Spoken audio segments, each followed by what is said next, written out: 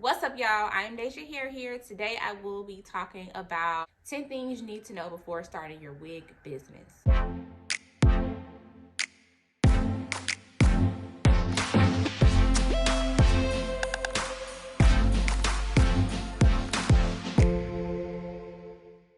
The first thing you need to find out, are you going to be selling a pre-made wig or a custom wig? Are you going to sell a wig that you're going to actually hand make, or are you going to sell a wig that's going to come from your vendor? Custom wigs, they're made to order. A pre-made wig is made by a factory, and a custom wig is made by you. Check out my last video for the difference between a pre-made wig and a custom wig. Knowing which type of wig that you're going to sell will give you your price points.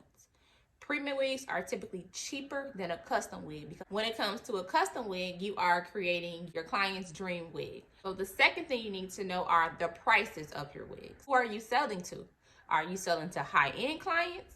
Clients who have a certain level of quality that wants luxury? Or are you going to be tending to clients who are on a budget, who doesn't want to spend any more than $200?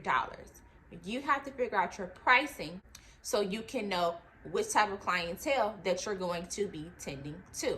And that will also lead us to number 3, figuring out your prices. How much are you going to be selling your wigs for? Are your wigs going to be $300? Are your wigs going to be $400? Or are your wigs going to be $600? You need to do the math. For example, pre-made wigs. If you're going to be selling a pre-made wig, you need to figure out the pricing for your pre-made wigs. You need to figure out the vendor's price. You need to add the shipping cost to it, and then you need to figure out if you're going to be customizing the pre-made wigs. Figure out your customization fee. Add that in. Everything counts. When it comes to a custom wig, you need to add in your BW2, your bleach, your developer, the caps. You need to add in everything, needle and thread.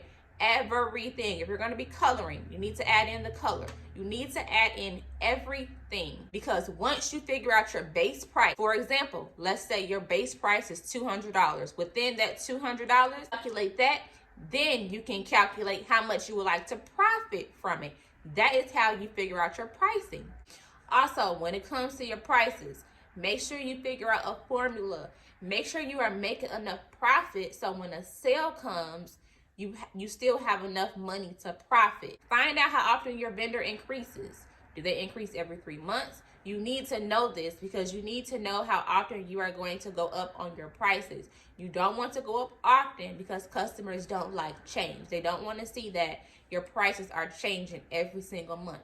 Talk to your vendors. Ask them everything. How often are you changing? How often does your hair increase? Is it quarterly? Is it once a year? But make sure you are still able to make profit during a sale. Number 4, how are you going to be selling the wigs? Are you going to have a website? Are they going to come to your home? Are you going to be working out of a salon? How are you going to sell your wigs? You need to figure that out. There are many type of website platforms that you can use. You can use Shopify, you can use GoDaddy, you can use Wix. You have to figure out how you're going to sell your wigs. Number 5, are you supplying hair or are your customer supplying hair? Are you going to offer BYOB? BYOB is bring your own bundle. Or are you going to be one of those stylists that says, no, I only offer hair by me? No. But let me tell you, if you choose that option, you will be missing out on money. Allow your customers to bring in bundles. Allow your customers to bring in bundles. Just have restrictions. Go to jotform.com and create a terms and condition form. For example, you can put on there, if you are going to be supplying your own hair, there's no cut up tracks. There's no color. Your knots have to be small. You must bring new lace, a new frontal, a new closure. Have restrictions. This is your business. Protect your business at all costs. Protect your business at all costs. But definitely, you can certainly allow your customers to supply their own hair. They might not be able to afford, your hair. They might not be able to afford your wigs. But if you allow them to bring in their own hair, you can have your own cost for that. You don't have to color their hair. Their hair might not take the color. Just have your own restrictions. You will certainly reach a larger audience if you allow customers to bring in their own hair. Make sure you set up a P.O. box. You don't want your clients sending you hair to your home address. We don't want that. We don't want anyone knowing where we live. So make sure you set up a P.O. box where they can ship in their hair or any products, anything, whatever, make sure you set up you a P.O. box. You're going to be paying a fee every month, every whatever, but set you up something. And then also, if you allow customers to bring in their own hair, that's less money coming from you out of pocket. That's less shipping fee. And you know, shipping fees can be expensive when it comes to a vendor. You make sure you factor in your base price on if you're choosing to customize it. Make sure that includes shipping, or tell your customers shipping is not included if they're going to be supplying their own hair. Just make sure you're setting up a terms and condition form. Number 6, what type of lace are you using? Are you going to use transparent? Are you going to use HD, Swiss? What are you using? What type of lace are you using? You can't use a Swiss lace on somebody that's light skin. You can't do that because it's not going to match. Light skinned people, they can't wear Swiss. Swiss is dark. It's not going to blend.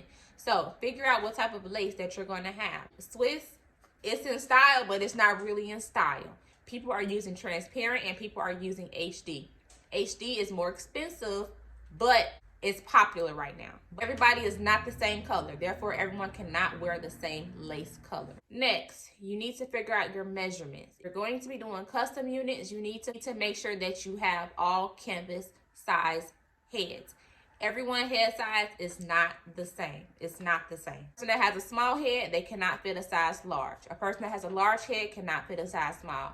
Make sure you know how to take measurements. Have a formula for your customers so they're able to take their own measurements at home if you are not available for them to take their measurements.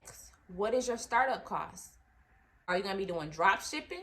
Do you need to start off with 3 bundles, 4 bundles, with 3 wigs, 6 wigs? Figure out your startup cost. Your startup cost is very important.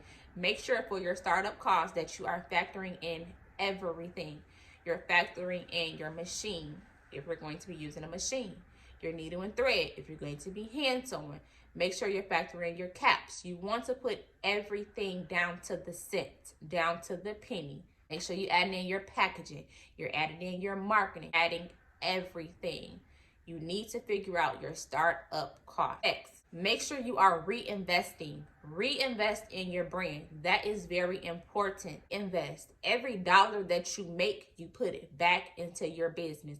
That money that you make is not your personal money yet. It's not. It's not. It's not your personal money yet. Put it back into your business. Get more products. Reinvest. Buy more hair. Now, when you reinvest, you have more money that you can work with. Therefore, you can get higher quality tools that you need. But make sure you are reinvesting. If you spend the money that you make, you're going to have to start over again.